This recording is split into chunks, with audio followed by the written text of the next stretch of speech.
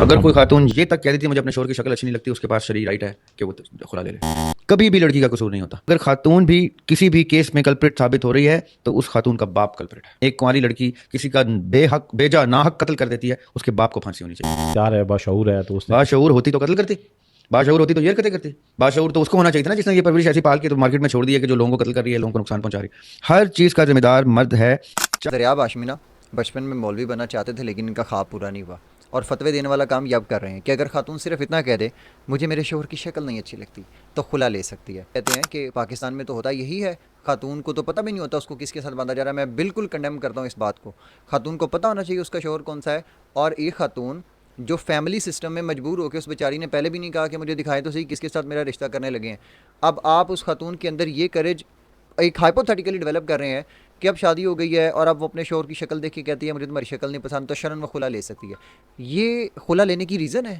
شرن آپ سمجھتے ہیں کہ یہ ریزن ہے؟ خلا لینے کا مطلب ہے کوئی شریعت کے معیار کے اوپر خلا لے. اگر شوہر ظلم کرتا ہے، ان کو مجبور کر کے نکاح کر دیا، وہ بچی تھی اس کے والدین نے مجبوراً نکاح کر دیا اور اس کو پسند نہیں ہے، تو کوئی صرف شکل کا آرگومنٹ نہیں بنائے گی وہ خلا لینے کے لیے، بلکہ ایک پورا لاجیکل سیکوینس ڈیولپ ہوتا ہے. شریعت میں فتویٰ ایسے نہیں دیا جاتا. اور کہتے ہیں کبھی بھی لڑکی کا قصور نہیں ہوتا. میں کہا ٹھیک ہے، آدھی بات تو درست ہے. یہاں تک کہ اگر ایک کواری لڑکی کسی کا ناحق قتل بھی کر دے تب بھی اس کے باپ کو پھانسی ہونی چاہیے. آگے سے اینکر کہتا ہے کیوں جی؟ ایک با اختیار باشعور خاتون کہتے ہیں باشعور ہوتی تو یہ کرتی. کیا مطلب؟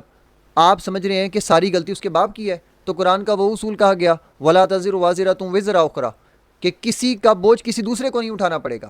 اور شریعت اسلامیہ میں کوئی ایک بھی اس کا اختلاف نہیں کرتا. ایک شخص عقل سلامت ہے اس کی، وہ کسی کا قتل کرتا ہے تو وہی مجرم ہے، اس کی سزا اس کے باپ سے نہیں لی جائے گی.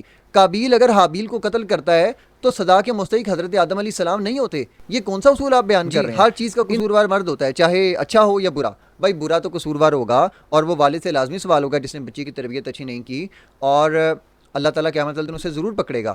لیکن تربیت اچھے نہ ہونے کا مطلب یہ نہیں ہے کہ وہ بچی بالکل اسے کوئی سوال نہیں ہوگا، وہ جس کو مرضی قتل کر دے. تو یہ تو آپ ان کو کھلی اجازت دے رہے ہیں جو مرضی کرتے پھریں. اور اگر مرد اچھا ہے، اس نے اچھی تربیت کیا اور خاتون جرم کرتی ہے، آپ کہتے ہیں تب بھی مرد قصوروار ہے. ہاؤ انسین، کتنی اللاجیکل سینس ہے آپ کی.